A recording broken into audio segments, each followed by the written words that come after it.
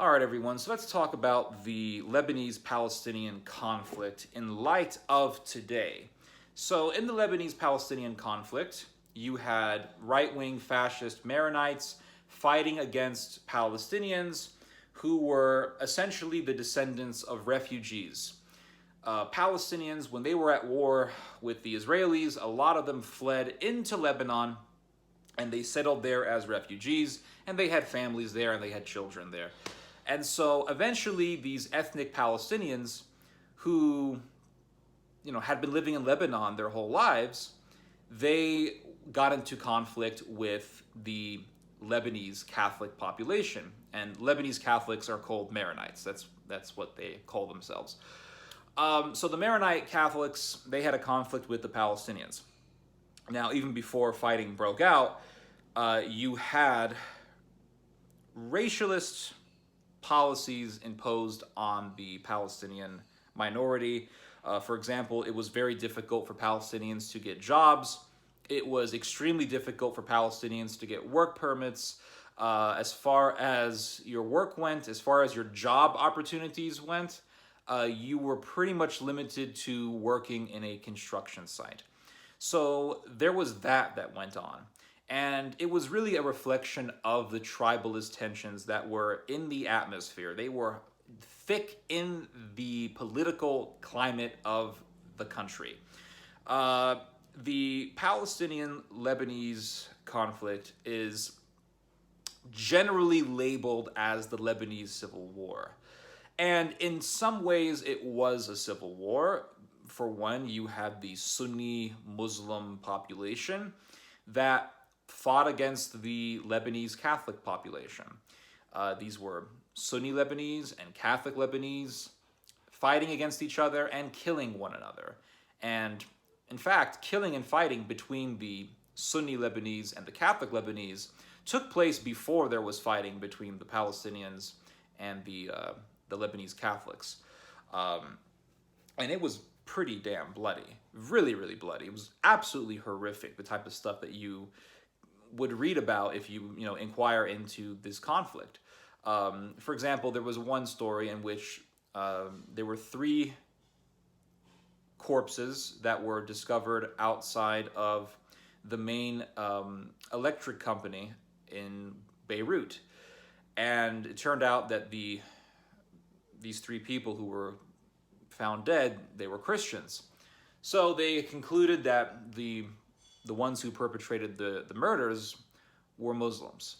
So the fascist, Maronite, Phalangist, right-wing paramilitary fighters, they set up roadblocks. Now these fascists, I call them fascists because that's what they were, they called themselves Phalangist, or the Phalange. In Arabic, they were known as Kataeb.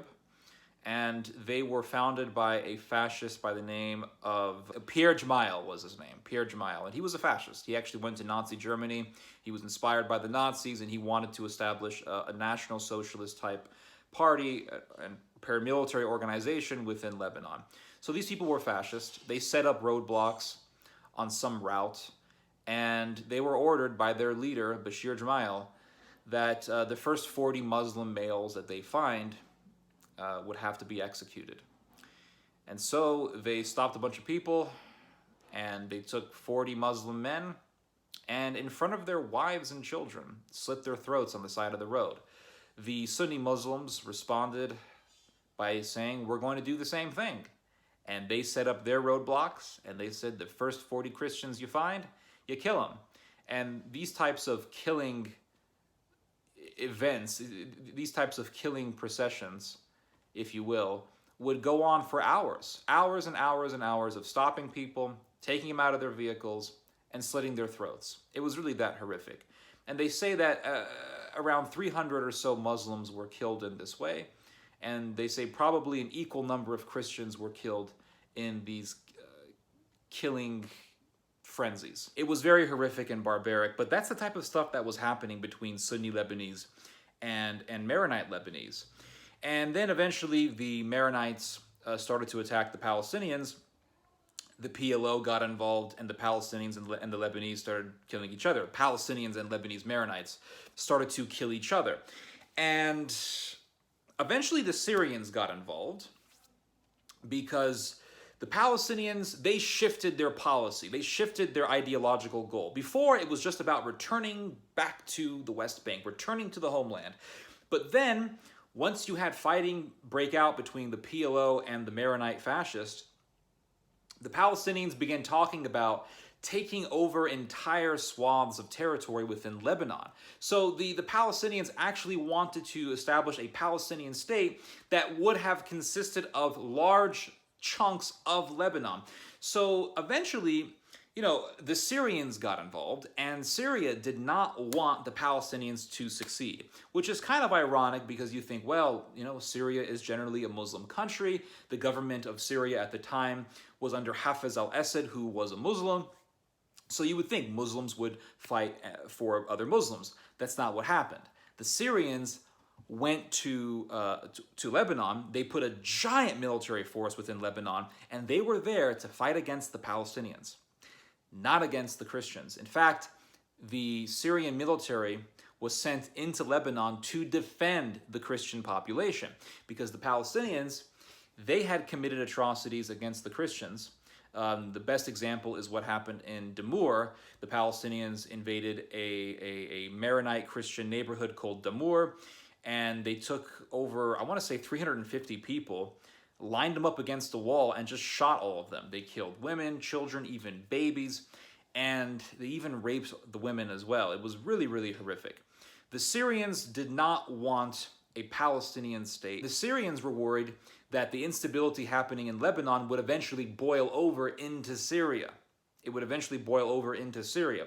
And they were absolutely right, because look at what happened in Iraq. You had all this instability happening in Iraq, and it boiled over into Syria, and that conflict sparked within Syria in 2011.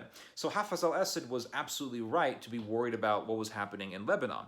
The Syrians sent a huge military force into Lebanon. There were other Middle Eastern countries that sent their militaries into Lebanon.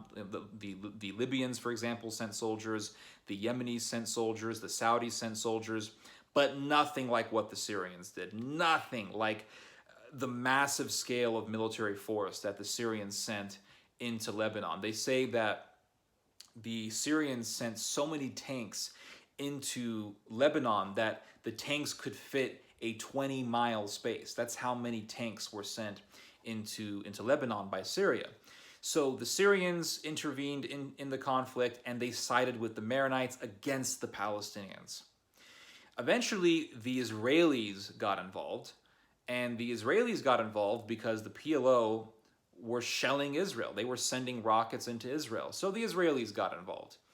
And again, the Israelis, they did not want to see the formation of a Palestinian state, especially within Lebanon, because it would be an obvious danger to the state of Israel. So the Israelis got involved, and the Israelis told the Syrians to leave. And the Syrians complied. The Syrians left without a bullet fired. Because the Israelis and the Syrians, for one, they were both in agreement that they didn't want to see a Palestinian state form.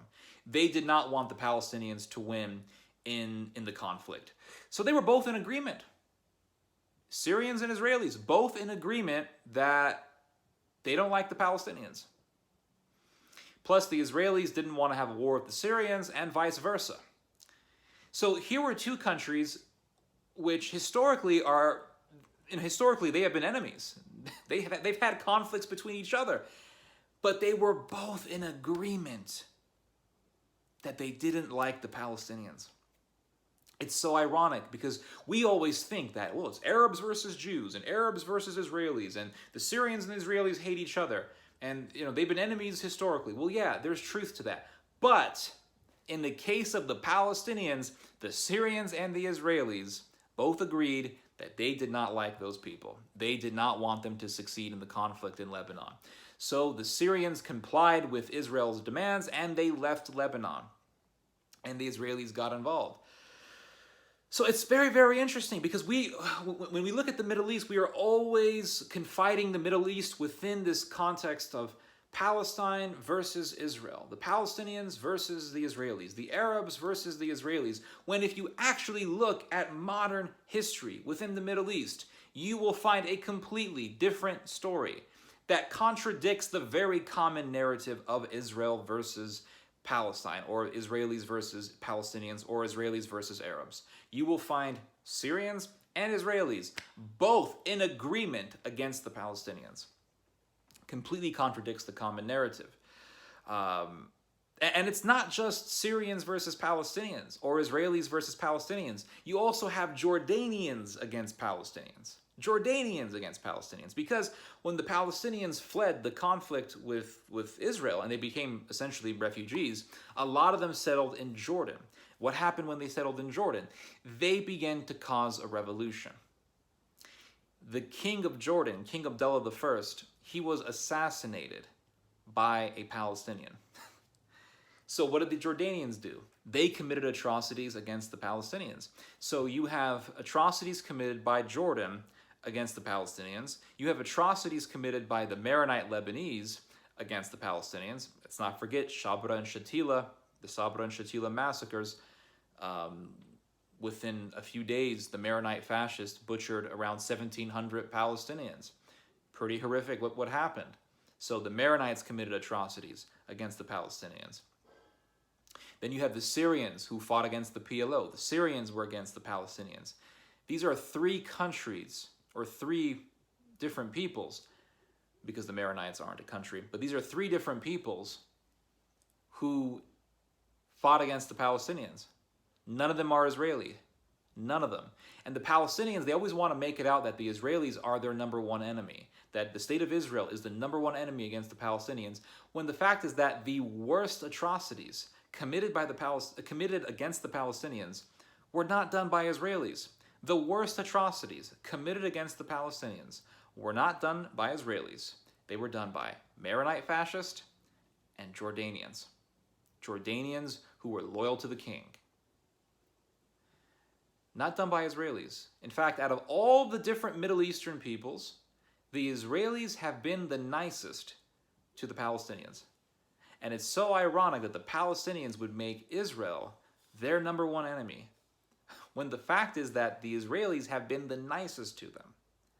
The Israelis are a hell of a lot nicer than the Syrians, than the Lebanese, than the Jordanians. I'll take the Israelis over those people any day. Like, put me under Tel Aviv as opposed to being under Beirut or under Jordan. So the whole thing is very interesting because everyone is so stuck on this narrative of Arab versus Jew, when the reality is that it's so much more diverse than that. You have all these different other Middle Eastern peoples who don't like each other. You also have the Iranians and the Arabs who don't like each other. And the most recent demonstration of how other Middle Eastern people don't like Palestinians, other Middle Eastern people who aren't Israeli don't like Palestinians, is this recent series of agreements between Israel and other Arab countries. Bahrain and the UAE, the United Arab Emirates, both made agreements to normalize relations with Israel. And it was a big fat middle finger to the Palestinians, because for how many decades did we hear from the Arabs, from the Saudis, about the Palestinians and how the Palestinians have been terribly mistreated? And here are the Arabs, the UAE and the Bahrainis, normalizing relations with Israel, pissing off the Palestinians because the Palestinians have been enraged by this. And the Arabs are like, tough luck. We have to care about our own survival because the Arabs are terrified of the Iranians. So they're going to side with the biggest enemy of Iran. They're going to side with Israel. And now you have several other Arab countries, Gulf countries, that also want to normalize relations with Israel because they need that protection against Iran. So it really goes to show you that no one gives a damn about the Palestinians. It's all just a big show. People use the Palestinians to promote some sort of a political agenda. And that's pretty much it. The Palestinians have been known to be troublemakers, especially, when you read about what the PLO was doing in Lebanon, what the PLO was doing in Jordan. I'm not justifying atrocities against the Palestinians. What we need to understand is that the biggest enemy within the Middle East is not Israel. The biggest enemy within the Middle East is tribalism, all of that tribalist hatred that has been lingering about in the atmosphere of the Middle East, the political atmosphere of the Middle East for such a long time. And we get so stuck in this narrative of Palestinians versus Israelis or Jews versus Arabs that we forget the reality of how much hatred there is in the Middle East between different peoples, like Iraqis versus Kuwaitis. I mean, the horrific atrocities committed by Saddam Hussein's regime in Kuwait was absolutely horrendous, worse than anything the Israelis have ever done. The Maronite atrocities against the Palestinians in Sabra and Shatila, worse than anything that you've ever heard the IDF doing. The atrocities done by the Jordanians against the Palestinians, worse than anything that the Israelis have done. I would choose Israel. I would choose being ruled under Israel than Jordan, Lebanon, those countries any day, any day. But we still remain stuck within this context, within this narrative, really, of Jew versus Arab or Israeli versus Palestinian. What happened in Lebanon was a reflection of tribalist hatred. And what happened in Lebanon should serve as a lesson against tribalism. It should serve as a lesson as to why tribalism and nationalism and racism, these things are so dangerous. It should serve as a demonstration as to the danger of these types of things. What happened in Lebanon was a microcosm of what's been happening in other parts of the world and what's going to happen even more around the world, what's going to happen at an international level, because tribalism isn't going away. In fact, it's intensifying. It happened in Lebanon, Palestinians killing Maronites, Maronites slaughtering Palestinians. And then you had what happened in Yugoslavia in the 1990s. Serbs and Croats killing each other, Bosnians and Serbs killing each other, Albanians and Serbs killing each other. And then you had what happened in Iraq. And then you had what happened in Syria, what continues to happen in Syria. And then you had 2014. What happened in 2014? Pro-Russian, ethnic Russian fighters fighting against Ukrainian nationalists. NATO backed the fascists, just like Israel backed the fascist in Lebanon. Israel backed the fascist Phalangist in Lebanon. And so you're going to see this happening even more, and it's going to be even more widespread. What happened in Lebanon is a microcosm of what's going to happen in the rest of the world and what's been happening in other parts of the world. So, anyway, you guys just heard some theology. God bless.